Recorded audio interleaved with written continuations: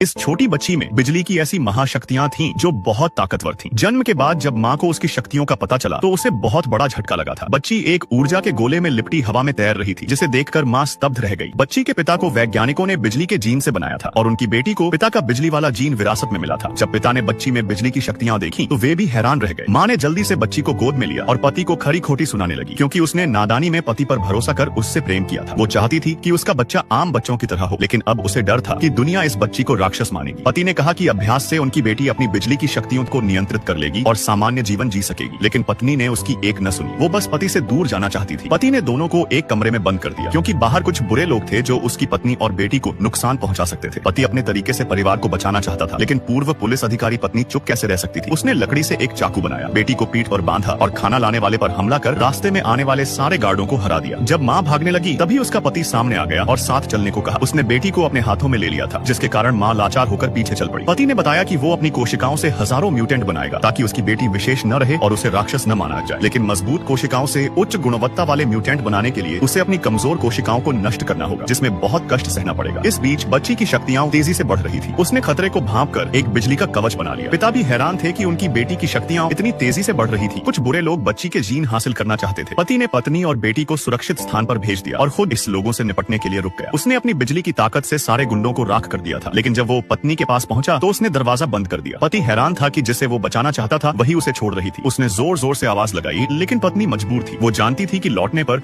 उसकी बेटी को प्रयोगशाला में डाल दिया जाएगा। बाहर की दुनिया में भी बहुत बड़ा खतरा था। एक दिन गुंडों से भागते भागते माँ एक खंडहर में फंस गई। बच्ची खतरा महसूस कर बिजली छोड़ रही थी, क्योंकि वो अपनी शक्तियों को नियंत्रित नहीं कर सकती थी। माँ बिजली के झटकों को सहते हुए दुश्मनों से दूर भाग रही थी। उसने बच्ची को दुश्मनों से छिपा दिया। बच्ची ने अपने चारों ओर एक बिजली का कवच बना लिया। इसके बाद माँ दुश्मनों के बीच फंस गई। वो अपनी बेटी को बचाने के लिए कुछ भी कर सकती थी। जब वो दुश्मनों से लड़ रही थी तभी बच्ची का पिता आया और उसे बचा लिया, लेकिन उन्हें नहीं पता था कि इमारत में एक स्नाइपर छिपा हुआ था, जिसका निशाना बच्ची का पिता था। स्नाइपर ने गोली चलाई, लेकिन पत्नी ने दूर से आती लेजर किरणों को देख लिया और पति की ओर आती गोली को अपने शरीर से रोक लिया था। फिर कुछ कहकर पत्नी दुनिया छोड़ गई थी। पति पूछना चाहता था कि उसकी बेटी कहाँ है। उसने बिजली के झटकों से पत्नी को बचाने की कोशिश की, लेकिन अब बहुत देर हो चुकी थी। पत्नी और बेटी से बिछड़ने के बाद वो गुस्से में पागल जानवर बन गया। उसने छठी मंजिल से छलांग लगाई और सामने की इमारत की छठी मंजिल पर पहुंचकर स्नाइपर के दिल को बिजली से छेद दिया था। अगले दिन एक मजदूर को बच्ची के रोने की आवाज सुनाई दी। उसने बच्ची को बचा लिया और गोद ले लिया। दूसरी ओर पिता का बुरा हाल था। उसकी पत्नी मर चुकी थी और उसकी बेटी लापता थी। वो जानता था कि उसकी बेटी जीवित है, इसलिए उसने और अधिक म्यूटेंट बनाने शुरू कर दिए, ताकि जितने ज्यादा म्यूटेंट हो उसकी बेटी उतनी ही सुरक्षित रहे। 10 महीने बीत गए। एक दिन फोटो खिंचवाते समय बच्ची की आंखों में अचानक नीली रोशनी चमकने लगी, क्योंकि उसके जैसे अन्य म्यूटेंट जन्म ले रहे थे। उसका पिता अब पूरी तरह से बुरा इंसान बन चुका था। अब उसकी बेटी को ही मानवता की रक्षा करनी होगी।